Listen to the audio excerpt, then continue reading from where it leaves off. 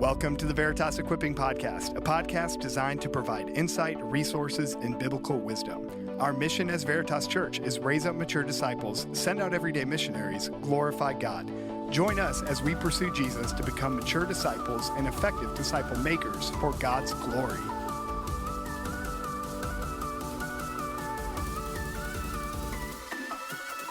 Hey Veritas, welcome to the Equipping Podcast. This is Michael, and I'm joined here today by two special guests from Veritas, Iowa City, Mark Arendt and Jeff Dodge. What's up, guys? How's it going? Doing well. Glad you guys are here. Good to see you today. I know you can't see it because you're listening on the podcast, but love these guys. They have been instrumental in so much of what's happened at Veritas Cedar Rapids by God's faithfulness and God's grace, and we are just really grateful for these guys. So thanks for joining us today. So we're in the middle of a podcast series right now we've titled Thoughts on Genesis and the Culture, How the World Began and Where It Is Today. So we are in this podcast kind of trying to figure out, all right, now we know biblical truth on how the world was created, but it seems like the world is in a very different place and thinking very differently than from a biblical worldview, obviously. So just trying to touch on maybe some hotter topics that we, in a 35-minute sermon, we can't get to all those issues, and we won't even be able to get to all of them in a podcast today. But before we jump into the topic of gender identity today, Mark, what is something that you have been loving or learning lately? This is a great season of life for me. My kids range from oldest is 20, youngest is 10. So we have 6 kids. They're in the teen years. We're having a blast. We've been hanging out a lot on the front porch. Every night just kind of ends with everyone just hanging out. And it's so fun, such a blast to be living with what feels like all my best friends. So it's a good season of life. It's crazy, it's busy, but great. That's awesome. All right, what about you, Jeff? Well, I'm just loving the fact that Mark describes those teen years as such a blast. Like that should be hope for a lot of parents out there. We could just stop right now because that's a lot of hope in that. But no, I've been on the reading end of things. I enjoy biographies, enjoy history. So been taking in several of those. But then recently started to read this book, A Burning in My Bones, which is actually a biography of Eugene Peterson. And, just a true pastor, an example of a pastor, I think, that is incredible for all of us to look to. And I've just enjoyed it a ton. So anyway, there's another book I'm going to talk about in a little bit here, but that pertains more to our topic. But as far as just food for my soul, it's been awesome. That's sweet. All right, guys. So we're going to jump into a possibly a difficult topic, maybe for a lot of our listeners. Maybe you're tuning in to this podcast because you saw what the topic was, and maybe there's some wounds, there's some pain related to gender identity, right? So there are maybe you have family members that have struggled with this, and so we know it's maybe a sensitive topic, but we want to approach all of our topics that we talk about from a biblical perspective. So to help our audience learn a little more or kind of know where we're going, when we talk about gender identity, what are we talking about? Maybe define some terms, some things like that. Yeah, I want to say right off that it's one of those topics that you could look in the vast majority of systematic theologies, books that are written to describe what the Bible teaches, and not find this topic because it was never a challenged idea. It was self-evident, right? That there was such a thing as gender, and Christian or not Christian, people just kind of agreed of what gender just is. Now we have to go back and define our terms, like you're saying, Michael. So what I did was I went around and just looked at different sources to see how are they defining this gender identity. Well, here's what I got from the Planned Parenthood website. So assigned sex is a label that you're given at birth based on medical factors, including your hormones, chromosomes, and genitals. Most people are assigned male or female, and this is what's put on their birth certificate. Gender identity, making a distinction then between that. assigned sex. And gender identity is how you feel inside and how you express your gender through clothing, behavior, and personal appearance. It's a feeling that begins very early in life. So all of a sudden, just the idea that biology, that objective evidence no longer defines gender, right? Gender identity is disputing that and saying, no, it's a feeling inside. So when you ask the question, what are we talking about when we're talking about gender identity? You kind of have to, according to who, are we talking about how the church thinks about it, right, or how the culture thinks about it? And so the idea that your personhood is connected to your sexual orientation, your desires, your desires define you and what makes you you. Or as they come out, they just say your feelings, how you feel about yourself defines who you are. That's how the culture sees it. And of all the things that the Christian church found itself kind of being at odds with the secular culture in which it existed, this would never have been one of those front lines, kind of lines in the sand or whatever. But now, exactly right. What Mark's saying is now all of a sudden we're having to say, oh, wait, are you talking about what the Bible teaches, what we have from our Christian worldview, or are we talking about? So that's what makes this cultural moment so hard for Christians, is because do we use the terms like cisgender? Okay, there's, the idea that, oh yeah, your personal identity and gender corresponds with your birth sex. That's cisgender. So I was even looking at cisgender, and it says, it uses it in a sentence. And this is the sentence that Google uses it. This newfound attention to the plight of Black trans folks by primarily cisgender allies is timely and necessary. Like, use that in a sentence. And here comes this just wave of this strong agenda that includes, now we have the plight of Black trans folks. Like, this sentence would have been unintelligible to someone 30 years ago. Sure. So I guess even using the term cisgender, it puts us as believers in a situation where just even using the term is complicated because it acknowledges that we think that that's even a category. Right. Yeah, which makes this kind of conversation, when we're talking, like when we're not struggling to identify what this conversation is about, but we're going, man, this is a complicated topic to even define. Right. And for Christians, this has not historically been even an issue, right? And so when you think of the complicated nature of this, how have churches, and probably more recently,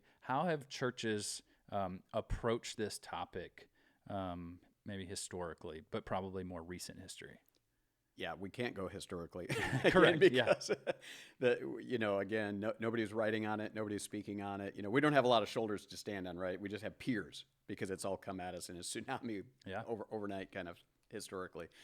But yeah, I do think in today, as you look around, you've got in general churches who maybe don't hold the Bible to be authoritative. I guess kind of caving and just going along with that wave of understanding of gender and endorsing that worldview, et cetera. So you've got tons and tons of just, if you're asking churches in general, many, maybe most churches, as you just see them peppered around any given city, embracing it wholeheartedly. Then maybe on the other end of that, you've got some more conservative, certainly fundamentalist type churches who are wanting to come out fighting, right? They want to stake their claim on a biblical worldview and are intolerant of even the conversation, and so are coming out fighting. And so trying to figure out, how do we stand, for grace and truth, what Jesus, promoted, grace and truth. How do we stand firmly in truth while having grace as the virtue that, is a hallmark of God's church? That's the... So you're kind of saying compromise on the one hand or outrage on the other. Right. And I've seen in our stream of church that the air of moving toward outrage, and some of the things that often leads to, I think, is just kind of the political action, kind of using the pulpit to kind of get Christians rallied toward, against, we need to fight the culture on this. And so I guess my question in that is,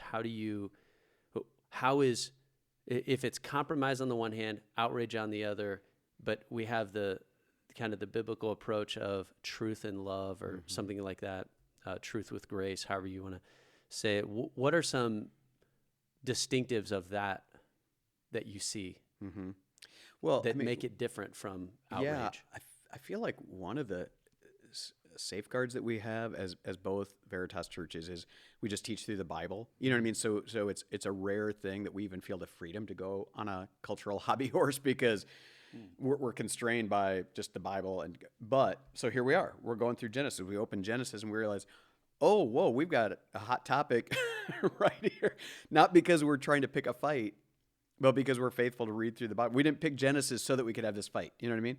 There's a whole lot about Genesis we need to learn outside of this. But what I'm saying is, then when we do encounter truth from the Scripture, I think we have to be convictional. I think we have to be uncompromising, bold in what we believe, because there's hope in it, right? I mean, aligning ourselves with the Creator God is always a good thing. There's always hope and grace in that, while simultaneously we look out at real people, real families, into real eyes, where these matters have hit their family, their neighbors, their loved ones, right?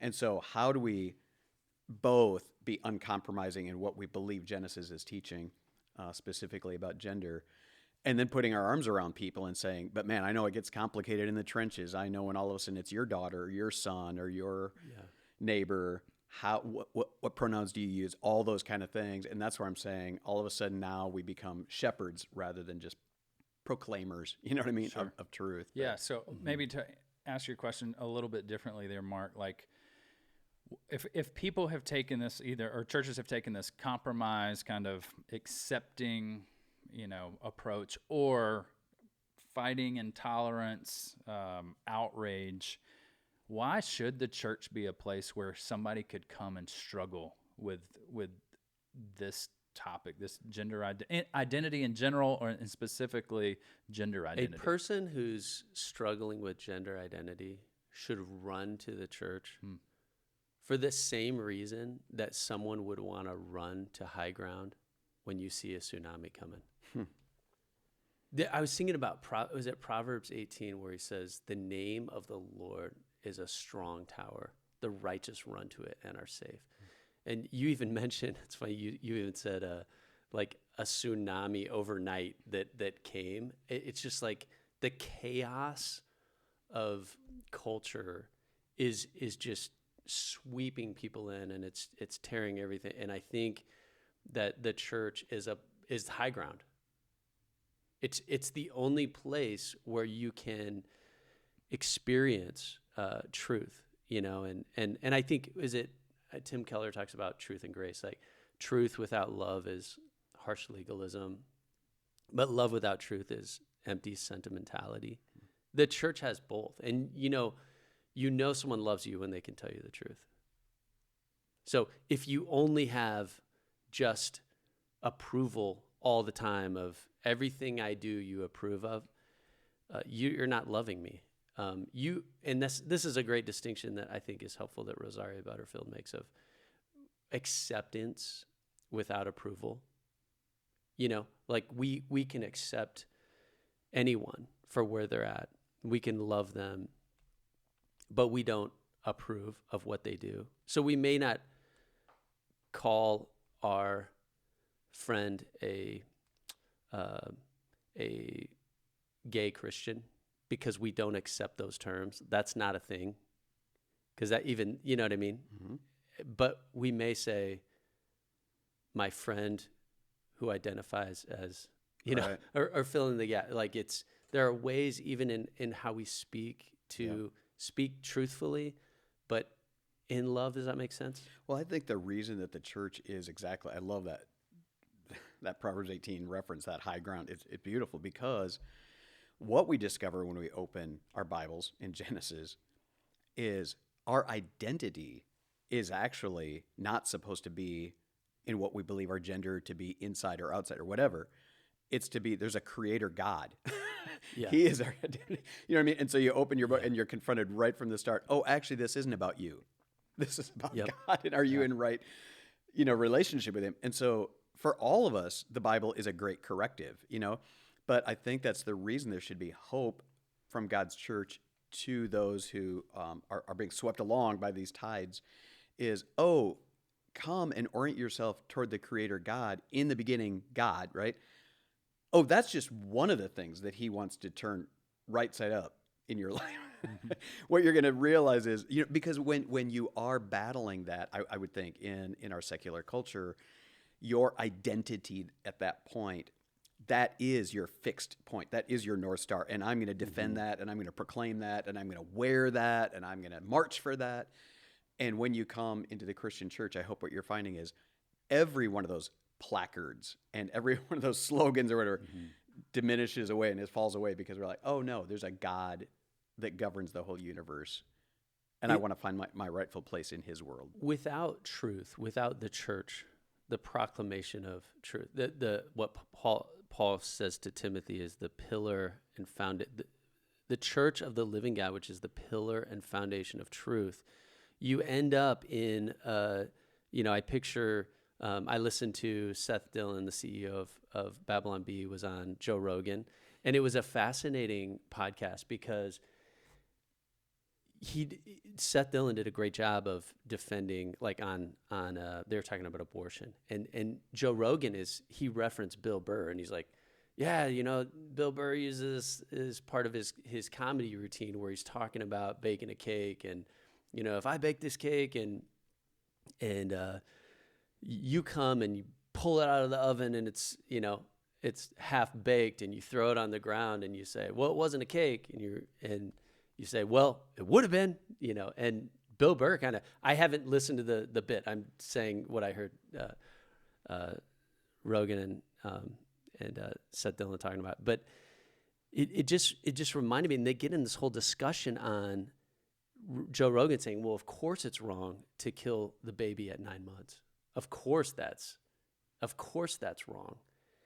But you can't say at this point, he kind of goes back to the beginning, but you just realize in that conversation that this is where it's so important for Christians to understand Genesis 1 through 3. Absolutely. And to be able to articulate that Joe Rogan, his feet are firmly planted in midair, because the only thing, it's like C.S. Lewis in his chapter in Mere Christianity on right and wrong as a clue to the meaning of the universe, where he says all that you're left with in a world of relativistic morality is, I don't like that.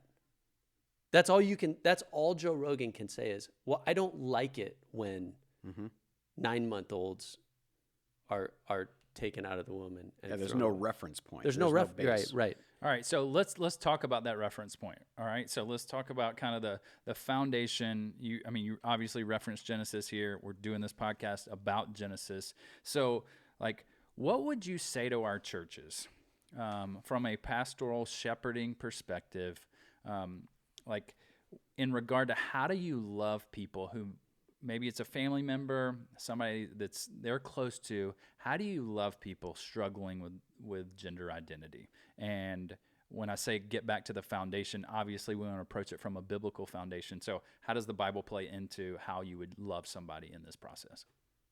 Well, I think one, accepting the fact that it is true that they are struggling with that. You know what I mean? Like, we live in a broken world. We have read Genesis 3, and we realize the rippling effect of the fall. We talk about total depravity, meaning every part of us has been impacted by depravity. It seeps into every part of our being, right? And so the fact that somebody would, at a foundational level, question their gender and have that, first of all, we say, oh, totally, I get that. And in fact, people have asked those metaphysical questions since the dawn of time, right? So one, not having this immediate intolerance, but an understanding heart. but then not just patting them on the back or patting them on the head and say, oh, we affirm you, but to say, actually, man, I just want to point you to the God of the universe that actually speaks into this. This is not an abstract idea. This is not something that we can create. There's a creator. And I just want to introduce you to him, right? I mean, so yeah, I think the first thing is that listening heart to actually admit it's legit, but Yeah. it's broken. So I would say too on this, how to love people struggling with their identity. First of all, truth and grace is you have to understand the truth, and you cannot be complicit in some child's mutilation, destruction, harming themselves. You have to be crystal clear on, if you are a teacher, I would refuse to read a book that causes a child to explore their gender identity. I think that Jesus, you have to hear the words of Jesus saying, it would be better for you to have a millstone tied around your neck than to cause one of these little ones to stumble. You better be crystal clear on what it is that God has created, male and female, and not compromise, but also with the same fervor that you hold to truth, understand that a bruised reed he will not break, a smoldering wick he will not snuff out. In the same way that if you find someone that's struggling with anorexia, and it will break your heart at how they're hurting themselves, and someone who struggles with self-harm, you're not coming at them yelling, but you are coming with love and But an moving appeal toward truth. Yes. Right, Yeah. exactly But right. I'm saying we will stand before God and give an account.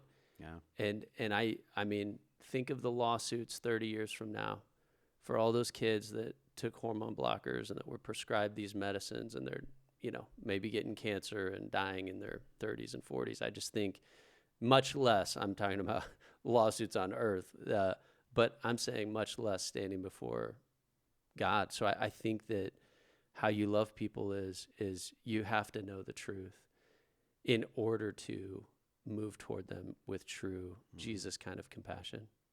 That's good, Mark. That's really good. So, like, what makes a biblical perspective a more reliable place to discover who somebody really is? So we've said, like feelings. If we're attaching our identity to our feelings or what's fluid in our world right now, like, man, that's who I think I am, how I feel in the moment. That just seems like a very dangerous place and a way to live your life, right? I mean, man, just so volatile place to live your life. So what makes a biblical perspective a more reliable place than that volatility? Well, I mean, the reason we do what I described is grabbing a book of the Bible and working our way through is because we believe that it is the very word of God, that the God of the universe not only exists, but he has spoken, right?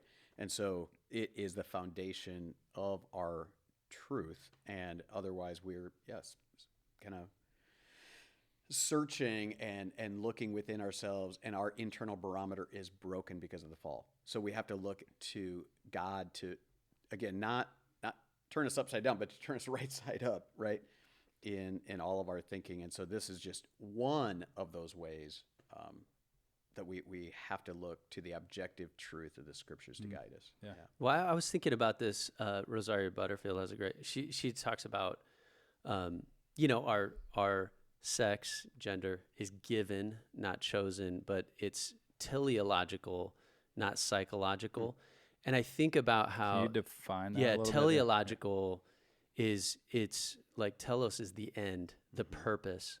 And so it's one of the 5 classical arguments for God's existence, teleological, that there is a purpose, there is a design, there's the illustration of the watchmaker. If you're walking in the woods and you come across the watch, you don't assume that the gears and everything just randomly got there. The watch implies a watchmaker. There's design here. So the Bible tells us about the telos. It tells us about the design, the end, the purpose for which we are created. And so when it comes to religion, what are the two things you have to be right about, and in what order. One, you have to be right about God. Because if you're wrong about that, who cares what else you get right? You have to get that right. So one is God, and then two is me. Mm-hmm. Who am I? So the Bible tells us the creator-creature distinction, the imago Dei. What are the foundational things you need to know about Genesis 1 through 3? What does it tell us in the first verses? And it's, I was created in his image. I was created male or female.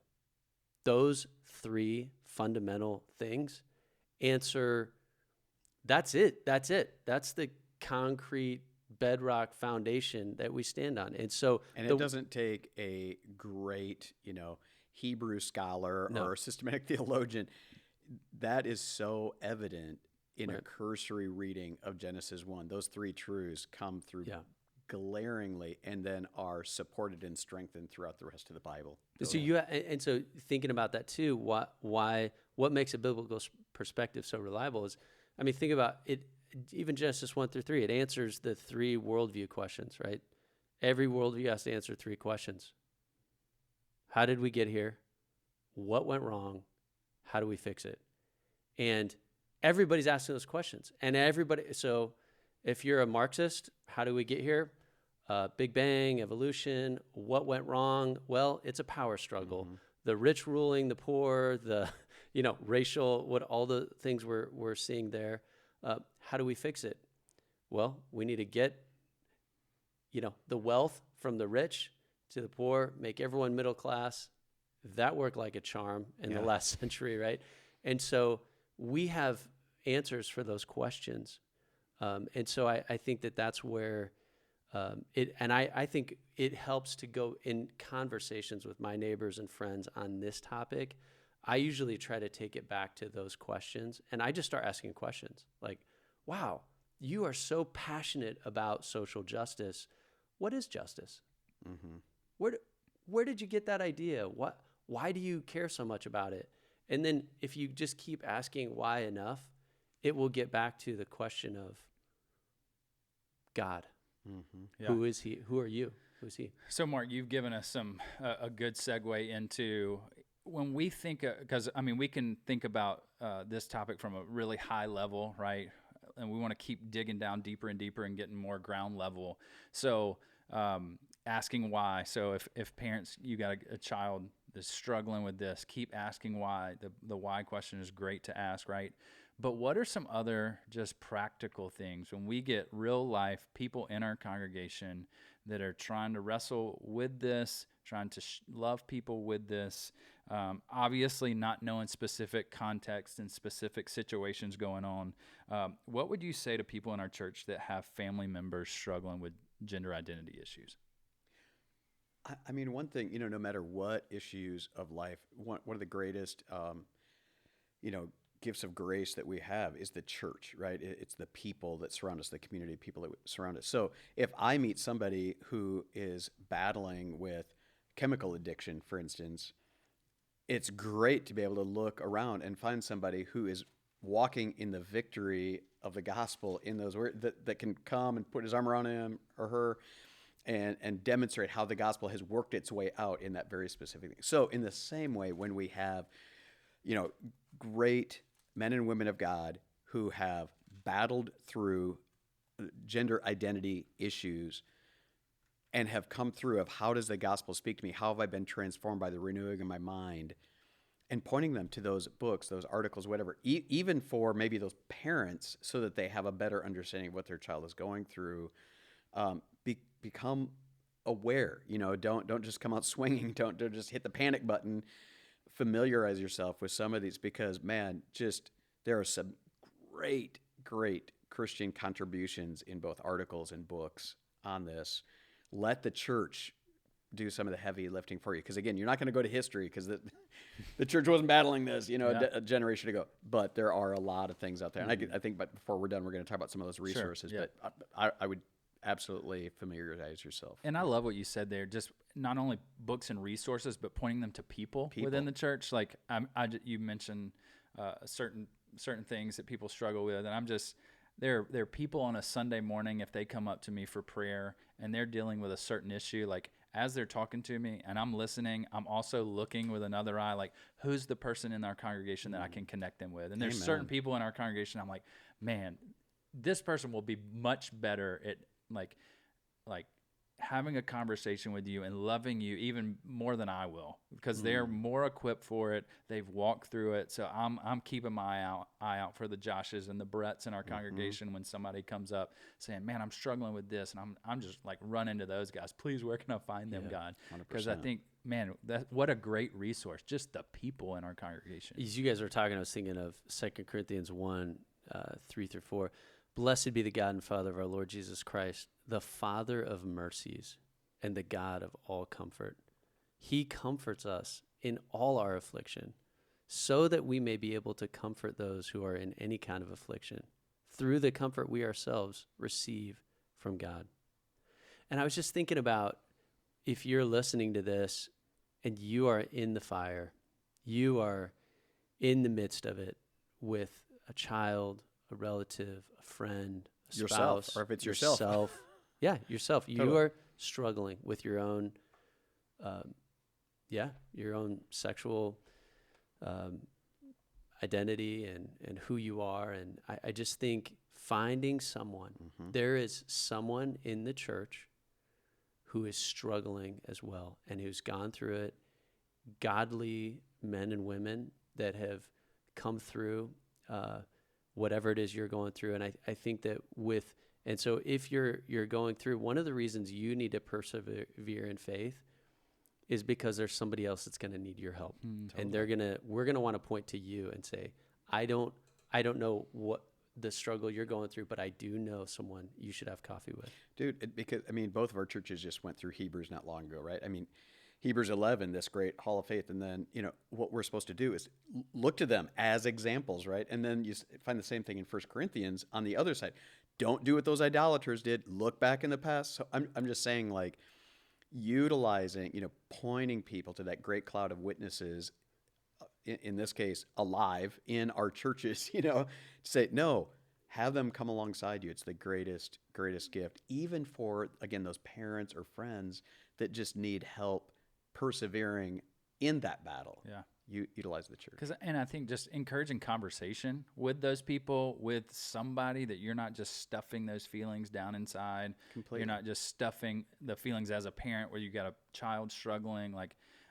We've gone through our own parenting issues at times. And I've talked to, I think, both of you about those at times. I remember crying with Mark one day just because we were having such a hard time. But to know that, man, Mark's walked through similar things at times, and I can run to him because he's been there. But just instead of I could have just stuffed all that down. I'm like, oh, I got to pretend everything's all right. I can't struggle in the church. I'm like, if you can't struggle in the church, where else are you going to struggle? Well, especially an issue like this, it is so new, and you see so many Christians coming out so violently, kind of oppositionally, especially when it comes to policy and school issues, whatever. You can feel like, oh, that's not a safe place at all for me to say that that's actually going on under my rooftop, But you've got to push through that fear and absolutely call the church in to walk alongside you. I was just going to say that, you can, even from my description earlier on, hi, how are you doing? And talking about my family, and you're like, oh, if the teen years are that good, And, well, it was 5 years ago that one of my kids, we were on a family vacation, and he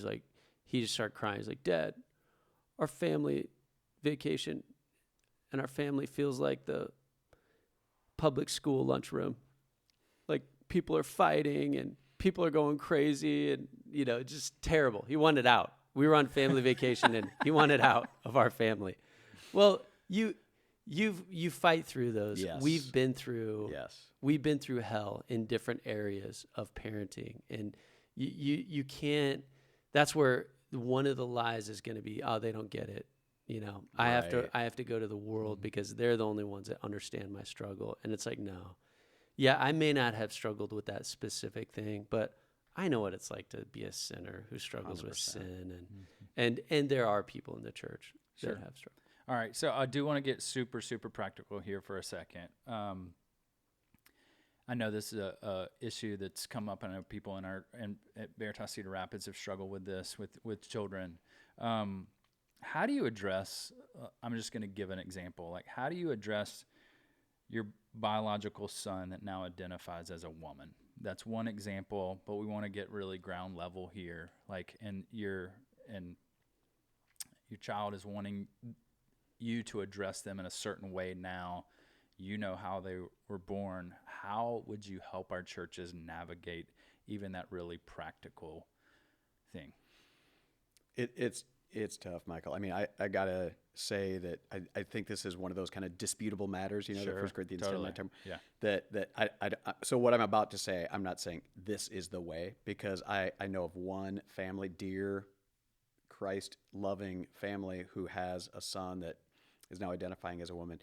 They've chosen to go ahead and refer to their son now with female pronouns, etc., in order to keep the long game and to stay in orbit around his life and hopefully bring him to the truth and grace of the gospel. For me as a parent, I don't think I would make that same decision, right? I think in love, I would say, look, I was there when you came into this world. I have wrapped my arms and my love around you. I named you. I know, and for now and always, that's who you will be, is that boy with this name. And you know what I mean? So I'm just saying that's how because I feel like even if it's with tears, because I know how radically disappointing that is into his ears or her ears, I have to kind of hold the line and speak that kind of truth and grace and hopefully be that harbor and anchor of what's actually true, right, in their life, and not somebody that kind of helps them along what I believe to be a path of destruction. But again, I'm saying if people make a different choice, I'm not necessarily going to. The reason I I probably would say, hold on real quick, Mark. Like, if you can't see in the room right now, Jeff literally has his hands up in surrender. Like, I'm not sure. I don't. It's just like, but I think I want you guys listening to this to hear this is somewhat of a disputable matter here. Like, the Bible isn't like. I feel a little stronger on Yeah. it than Jeff does on that. Like, now, in saying, because I think it's, if I had a child that struggled with anorexia and they believed themselves to be morbidly obese, and they were saying, if you love me, you will kind of go along with this lie that I believe about myself. I couldn't do that. I could not refer ever. I think the hardest thing, Mark, is that there's so many, like, in other words, the choice of pronouns is one of like maybe a dozen different fronts that they're putting you up. And so I think like the family I'm thinking of, they've just decided that's one of those lines in the sand that they were not going to die on in order to stay. But I totally hear what you're saying. And I agree with you on, I probably would. Whether it's a gray, that's a tough, I wouldn't, I wouldn't condemn them over that. I mean, that's you're right. It's a very complicated, we all as parents make complicated choices on how to keep relationship with our kids who are making, but do it with compassion. Like, I mean, I'll just say this publicly. We actually kicked our youngest son out of the home after he graduated from high school.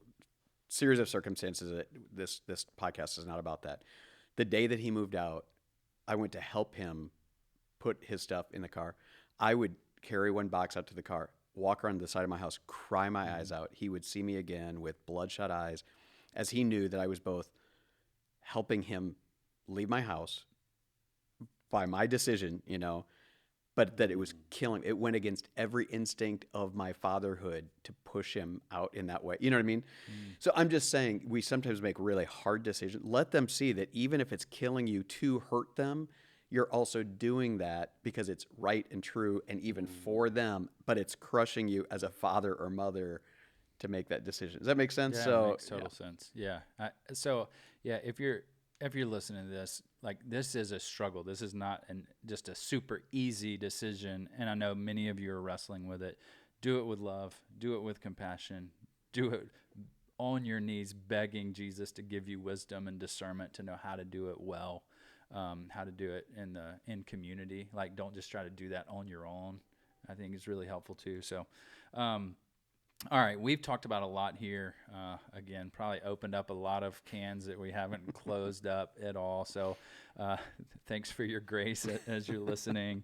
So because we've talked about a lot in a really short amount of time, what's one thing that you would love somebody listening to this to take away from this podcast, in our churches specifically? One thing I would say is master Genesis 1-3. And root your worldview in the Bible, not in your newsfeed, not in whatever, I mean, just going back to the Word, not in the podcast you're listening to, even this one. It just hear us saying, like, we need our thoughts to be God's thoughts, and we find those in the Word. And so I think, thinking biblically, which will always tether truth with love, because we're always going to see Genesis 1-3 through the cross, and we're going to stay anchored to the gospel as well. So yeah, just mastering Genesis 1-3, but also thinking biblically about it. I guess I would say too, man, you guys think of this in terms of image bearers. We are re-encountering again, Genesis 1, that every soul that you meet is made in the image of God. This is not primarily a policy issue, a government issue, an education issue.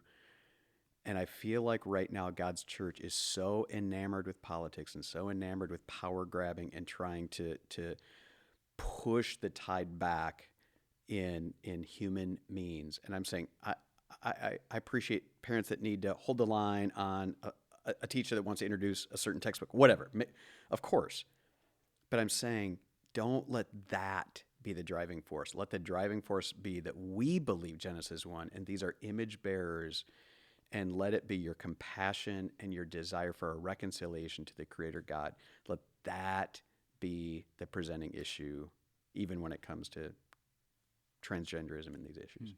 And I would say from a parenting perspective I guess I'm the youngest kids here.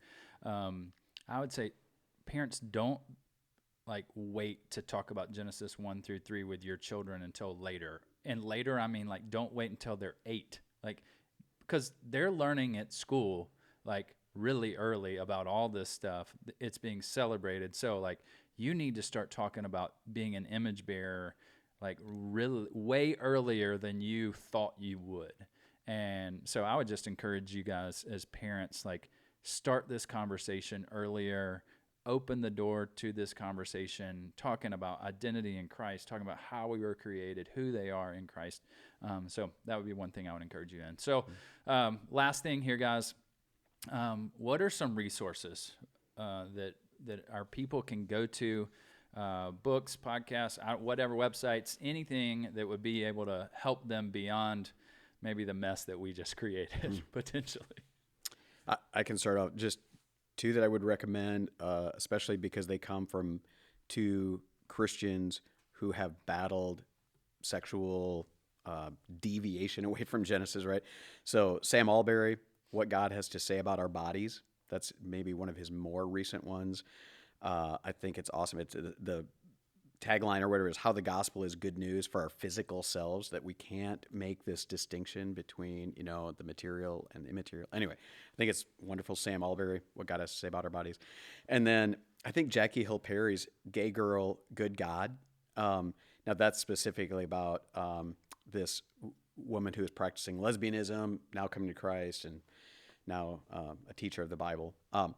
But I think just her foundational, retraining her mind after Genesis 1, it's beautiful, but from one who understands deeply those issues. Last couple would be God in the Transgender Debate, Andrew Walker, fantastic. God in the Transgender Debate. Actually, I'll just stop there. Those are the best ones, I think. Okay. Mark, anything from you? Yeah, this is kind of this topic for dummies. Just YouTube Rosaria Butterfield and watch anything she's said, lectures, whatever, interviews, podcasts. Rosaria Butterfield is a great voice. Yeah, that's great, guys. churches, whether it's Veritas Iowa City, Veritas Cedar Rapids, we are for you as elders and pastors. We are for the truth. We want to help walk alongside you in these really complicated issues, and we want to love and shepherd you in those times. So hopefully this was helpful to you guys. We would love to continue the conversation in person, obviously, and many of our elders would love to do the same. All of our elders would love to do the same, not just many of them.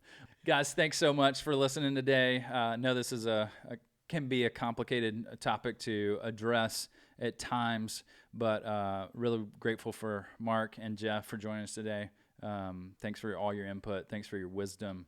I don't think I'll ever forget the moment of the tsunami and the strong tower to run to the Lord in the midst of this, Mark. And so, guys, thank you. Appreciate you. Thanks for having us, Mark. Yep. Yeah, thanks for letting us be here. For sure. All right, Veritas, we will be back again to another podcast soon. And so until then, let's keep growing as mature disciples, being everyday missionaries, and glorifying God in everything that we do. Thanks for listening to another episode of the Veritas Equipping Podcast. If you have any questions you would like us to address or ideas on how we can serve you better, please reach out to us by email at info@veritascr.church and put podcast in the subject line.